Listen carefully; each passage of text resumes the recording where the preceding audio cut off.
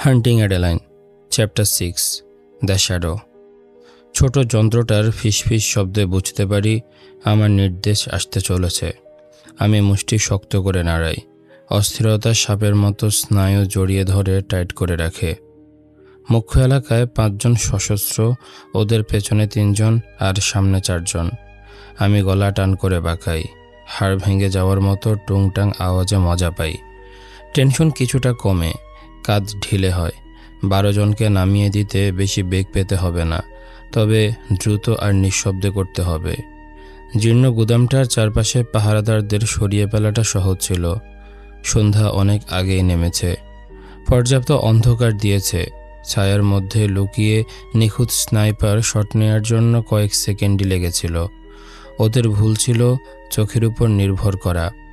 ছায়ার ভেতর লুকিয়ে থাকা আমার ক্ষমতাই ওদের মৃত্যুর কারণ হয়েছে। যদি নাইট ভিশন গগলস পরত, হয়তো ওদের একটু হলেও বাঁচার সুযোগ থাকত। তখন অন্তত একটু বিনোদন পেতাম। জিভ চাটলাম। রক্তের স্বাদ জিভে কাটার মতো লাগে। সতর্ক থেকো জেড, বলে আমার ডান হাত যে। হ্যাকিংয়ে ও প্রায় আমার সমান দক্ষ, আর সেটা আমি শিখিয়েছি বলেই। আমি পুরো একটা অর্গানাইজেশন তৈরি করেছি। একটাই উদ্দেশ্য, মানব পাচার বন্ধ করা। প্রথমে আমি হ্যাকার ছিলাম, দুর্নীতিগ্রস্ত সরকারের গোপন সত্য ফাঁস করতাম। তারপর যখন ওদের আসল রূপ, বিকৃত মানসিকতা দেখলাম, তখন ঠিক করলাম এই নোংরা লোকগুলোর প্রত্যেকটাকে মাটির সাথে মিশিয়ে দেব, নিচ থেকে শুরু করে উপর পর্যন্ত। মজুরিদের শেষ করো। রানী তখন দুর্বল হয়ে পড়বে, কিন্তু আমি একসাথে হ্যাকার আর ভাড়াটে খুনি হতে পারি না। আর আমি সত্যি উপভোগ করি ওদের মাথায় গুলি ঢুকিয়ে দিতে। তাই নিজের হাতে গড়লাম জেড। হ্যাকার টিম তৈরি করলাম ভাড়াটেদের সহায়তার জন্য। চক্রের মধ্যে ঢুকে সবাইকে শেষ করে ভিকটিমদের নিরাপদে বের করে আনা। জেড এখন এত বড় হয়েছে যে প্রতিটি রাজ্যে এবং দেশের বাইরে পর্যন্ত টিম রয়েছে। এই গাড়িতে শুধু জেই আছে, কারণ 3 জন হ্যাকার যে কাজ করবে সে একাই তা করে ফেলে। আর আমি নিজের প্রাণ তার হাতে ছেড়ে দিতে পারি।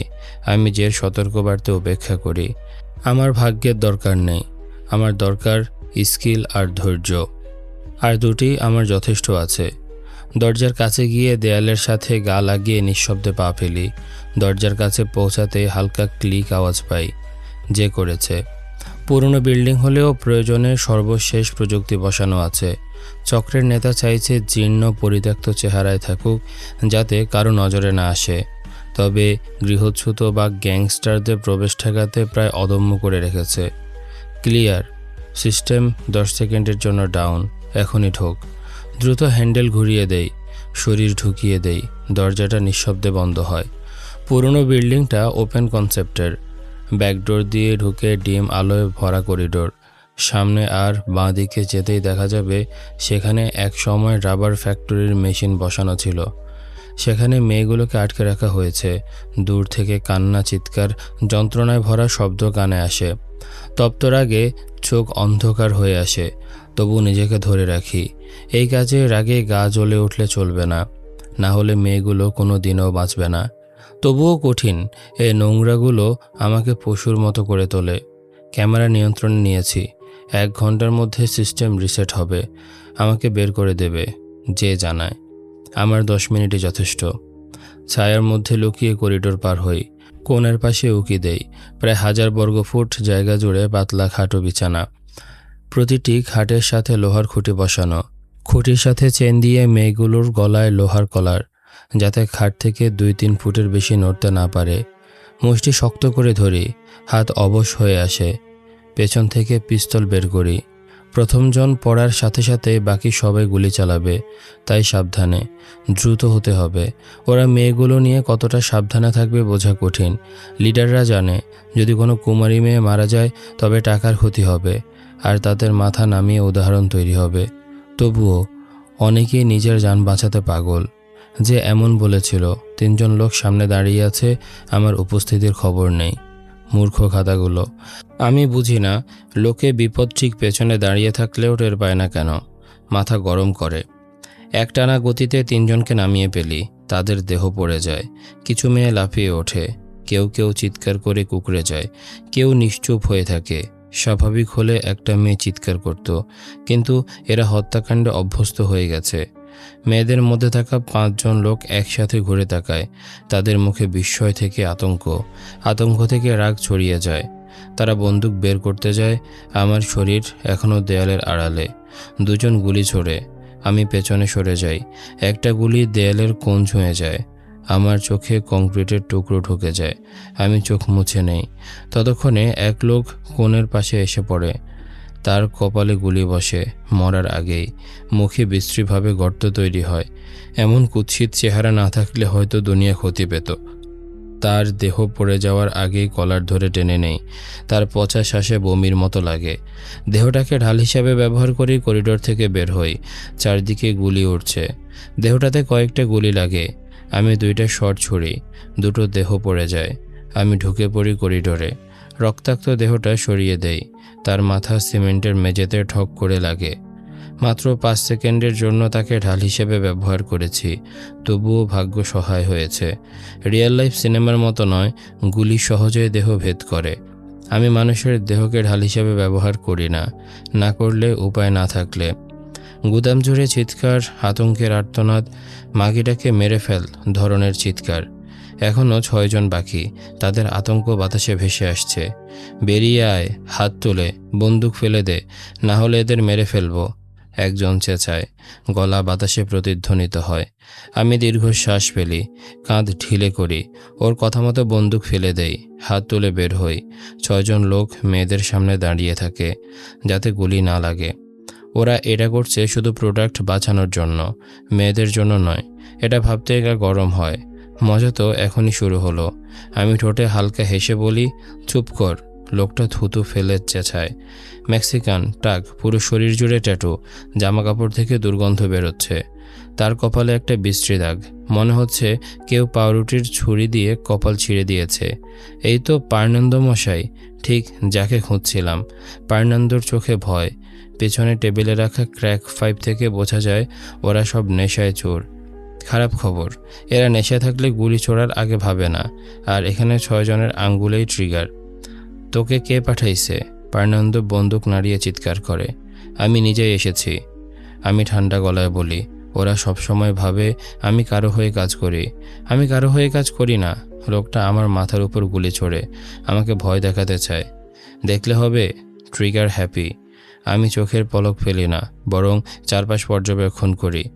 বাদিকে একটা টেবিল, বন্দুক, ছাইদানি, খালি বিয়ারের ক্যান, আরেকটা পাইপে ভর্তি। পারফেক্ট। আবার বলার সুযোগ দেব না ক্যাবরন। লোকটা ট্রিগারে আঙ্গুল রাখে। তুই ফার্নান্দো? আমি বরফের মতো স্থির শরীরে বলি। লোকটার চোখ বিস্ময়ে লাফিয়ে ওঠে। দূর থেকেও তার চোখে পাগলামি দেখতে পাই। এই লোক আর কাজে লাগবে না, নেশায় চোর। তুই কেমনে জানলি? আমাকে অনুসরণ করতেছিস? আমি দাঁত বের করে হাসি। এটাই তো আমি সবচেয়ে ভালো পারি। শুনেছি তুই নাকি এখানে বড়সড় খেলোয়াড়, সব কিছু নিয়ন্ত্রণ করিস। ওর গায়ে অস্বস্তির কম্পন টের পাই। এই হারামজাদা কিছুটা গর্ববোধ করছে, আমি জানি, যেন পৃথিবীতে ভালো কিছু করছে, অথচ আসলে শত শত ছেলেমেয়ের দুঃস্বপ্নে নরক ঢেলে দিচ্ছে। তোর কাছে কিছু সাহায্য চাইছিলাম ভাই।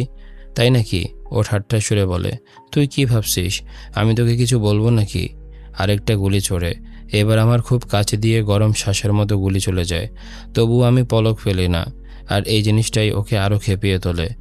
আমি নিঃশ্বাস ফেলি। ওর এই অবস্থায় কোনো কাজ হবে না। মাথা ঠান্ডা হওয়া পর্যন্ত ওকে অপহরণ করে রাখতে হবে। দৃষ্টি দ্রুত ঘুরিয়ে দেখি, গুলি ছোড়ার আগে বাকি লোকগুলোকে আটকানোর জন্য আমার কাছে মাত্র 2 সেকেন্ড সময় আছে। 2 সেকেন্ডই যথেষ্ট। হুডির পকেটে হাত ঢুকিয়ে কাপড়ের ভেতর দিয়েই গুলি ছুড়ে দেই। বাঁ দিকের একজনের সাথে সাথে পড়ে যায়। এ অপ্রত্যাশিত হামলা আমাকে অল্প সময়ের জন্য সুযোগ করে দেয়। দ্রুত টেবিল উল্টে দিয়ে ওর পেছনে গড়িয়ে যাই। ছাইদানি ভেঙে কাজ ছড়িয়ে যায়। একটা বন্দুক পড়ে গিয়ে গুলি বেরিয়ে যায়। মেয়েগুলোর আতঙ্কিত চিৎকার ওঠে। শালা, যদি গুলি লেগে যায় ওরা আমায় ছুরি মেরে মারতে পারে। সেজন্য হলেও তাড়াতাড়ি মরে যাওয়া উচিত। কোনো আর্তনাদ শোনা যায় না। আমি গভীর নিঃশ্বাস ফেলি, রিলিফ পাই, কিন্তু নিজের ওপর রাগ কমে না। ঘড়ির কাঁটার মতো সঠিক সময় গুলির বৃষ্টি নামে। মোটা কাঠের টেবিল ফুটো করে গুলি ঢুকে যায়। ভাগ্য ভালো, বেশিরভাগ গুলি ঢুকতে পারে না। এখন গুলি ছোড়া বিপজ্জনক। 1 ইঞ্চি বের হলে পায়ের আঙ্গুল উড়ে যাবে। আর আমি মেয়েগুলোর প্রাণ বিপদে পেলে অন্ধভাবে গুলি ছুড়তে চাই না। আমি গুলি ছুড়ি তখনই যখন নিশ্চিত থাকি টার্গেট লাগবে, এবং শুধু অপেক্ষা ছাড়া কোনো উপায় নেই। বেশিক্ষণ লাগে না, ওরা গুলি শেষ করে ফেলে। কাপড়ের ঘষাঘষি আর গালি শোনা যায়। ওরা রিলোড করতে ব্যস্ত। আরও কম সময় লাগে বাকি 4 জনকে গুলি করে মেরে ফেলতে। ফার্নান্দো ছাড়া। ওকে পরে লাগবে। গুলির পর গুলি ঢুকে যায় ওদের মগজে। একসাথে দেহ মাটিতে পড়ে যায়। দেখলি? আমি জোরে বলি। নিশ্চিত জানি যে ক্যামেরায় সব দেখছে। শালা 8 মিনিটে শেষ করলি। যে গাড়ির এয়ারপিসে গড়গড় করে বলে, $500 হারামজাদা। আমি আত্মতৃপ্তিতে উত্তর দেই। ও গালি দেয়, আমি পাত্তা দেই না। ফার্নান্দো বন্দুক খুঁজে নিতে গিয়ে গালাগালি করতে থাকে। আমি ওর হাঁটুতে গুলি ছুড়ি। সঙ্গে সঙ্গে মাটিতে লুটিয়ে পড়ে। ব্যথা আর রাগে গলা ফাটিয়ে চিৎকার করে। যদি না জানতাম, মনে হতো কোনো ছোট মেয়ের মতো চিৎকার করছে। না, এই গুদামের মেয়েগুলো এই লোকটার চেয়ে অনেক শক্ত। এই শুধু এক গোয়ার হারামজাদা, পুরুষের দেহে আটকে থাকা ভীতু ছেলে। আমি হাঁটতে হাঁটতে ওর কাছে যাই। হাঁটু ধরে রক্তমাখা মেঝেতে ওর কাতরানো দেখি। ওর মুখ লাল হয়ে গেছে, খুনের দৃষ্টি নিয়ে তাকিয়ে আছে। আমি ওর দিকে না তাকিয়ে বরং মেঝেতে লাল রক্তের ধারা দেখি। আমি চাই না মেয়েগুলো এই রক্ত মারিয়ে হেঁটে যাক। যে রুবিকে বল মেয়েদের জন্য একটা পথ তৈরি করতে। রুবি আমাদের দলে থাকে। উদ্ধার হওয়া মেয়েদের নিরাপদে নিয়ে যাওয়ার জন্য ও আসবে। তার লাল চুল আর আগুনের মেজাজ থাকলেও মেয়েদের সামনে সে মমতায় ভিজে যায়। পথ? হ্যাঁ, আমি চাই না ওদের পায়ে এক ফোঁটা রক্ত লাগুক। প্রায় 50 জন মেয়ে এখানে, সবাই ভাঙ্গা আর আতঙ্কে ভরা। যদি আমার হাতে হয়, ওদের আর কখনো রক্ত ধুতে হবে না। এক মেয়ে উঠে দাঁড়ায়, মুখে তেজ। 15 হবে বয়স, কিন্তু ফেরোফাইল চক্রের মানুষকে দ্রুত বুড়িয়ে দেয়। তুমিও কি আমাদের আঘাত করবে? ও জোরে জিজ্ঞেস করে। ময়লা চুল মুখে জড়ানো, কাপড় ময়লা আর রক্তে ভরা। মনে হচ্ছে এদের মধ্যে বড়, আর তার ভঙ্গিতে বোঝা যাচ্ছে সে এদের মা হয়ে উঠেছে। সকলেই গত 6 দিনে অপহৃত হয়েছে। 6 দিন ধরে অকথ্য নির্যাতন, শারীরিক আক্রমণ, যা তাদের সারা জীবন তাড়া করে বেড়াবে। ছোট মেয়েগুলো হয়তো কুমারিত্ব হারায়নি, তবু দানবরা অন্যভাবে আনন্দ পেয়েছে। গত 12 ঘন্টা আমরা এই জায়গা নজরে রেখেছি। প্রতিটি সেকেন্ড মনে হয়েছে এক একটা যুগের সমান। ওরা কি সহ্য করছে সেটা জানার পরেও চুপ করে থাকা কষ্টের ছিল। যে নজর রাখছিল, আর আমি 5 ঘন্টা ঘুমিয়েছিলাম যেন মাথা ঠান্ডা থাকে। ওদের বাঁচাতে হলে সর্বোচ্চ তীক্ষ্ণ থাকতে হবে। তোমাদের বাড়ি ফেরানোর জন্য এসেছি, আমি বন্দুক বুটে রেখে বলি। ওর দৃষ্টিতে অবিশ্বাস। অন্য মেয়েরাও চুপচাপ তাকিয়ে থাকে। আমি বুঝি। আমি মাথা থেকে পা পর্যন্ত দাগে ভরা, 2 রক্তের চোখ, বিশাল দেহ। আরও খারাপ, ওদের চোখের সামনে আমি কিছু লোককে খুন করেছি। ব্যাকআপ আসছে, যে জানায়। তখনই পেছনের দরজা খুলে কয়েকজন মানুষ ঢুকে পড়ে। তরুণ, এখানে রক্তের নদী। এই বেচারি মেয়েগুলা, লজ্জা করো জেড। রবির গলা শুনে আমার মুখ কেঁপে ওঠে। 2 ইঞ্চি দূরে গুলি করেও নড়ি না। কিন্তু রবি, আল্লাহ বাঁচাও আমাকে। এটা এড়ানো সম্ভব ছিল না রবি। আমি একটাও কথা বলবি না। তোর মা এখানে থাকলে তোকে ধোলাই দিত। আমি গু গু করি, চুপ থাকি। রবি বাচ্চাদের খেয়াল রাখে, সঙ্গে সঙ্গে গজগজ করতে করতে কাজ শুরু করে। রবি আমার মায়ের বন্ধু ছিল। এখনও মনে করিয়ে দেয় যে আমাকে কখনো সে দুধ খাওয়াতো। আমি যদি একা ওদের মেরে ফেলতে পারতাম, করতাম। কিন্তু অস্ত্রধারী লোকের ভরা গুদামে আলাদা ডেকে মেরে ফেলা যায় না। ওদের যেখানে দাঁড়িয়ে আছে সেখানে শেষ করতে হয়, না হলে ভুল হতে পারে। আরেকটা মেয়ে মারা যেতে পারে। মেয়েদের বাঁচানোর জন্য প্রয়োজনীয় কাজ। রবির সঙ্গে আসা মাইকেল আর স্টিভ দেহগুলো সরায়। মাইকেল টেনে হিচড়ে ফার্নান্দোকে নিয়ে যায়। আমাকে চাবির গোছা দেয়। রবি ইতোমধ্যেই চেইন খুলতে শুরু করেছে। আমি মেয়েটির কাছে যাই। কলার খুলতে গিয়ে হাত কেঁপে ওঠে। একটা ছোট মেয়ের গলায় এই কলার খোলা যেন নিচের উপর থুতু দেওয়ার মতো। গলায় দাগ আর ফোলা দাগ। তবু রাগের ছাপ দেখাই না। ওর চোখের দিকে তাকাই। ওর চোখে আমার ছোট্ট মাউসের চোখের ছাপ দেখি। বুকের ভেতর সুরক্ষাবোধ জ্বলে ওঠে। তোমার নাম কি মেয়ে? আমি চোখে চোখ রেখে জিজ্ঞেস করি।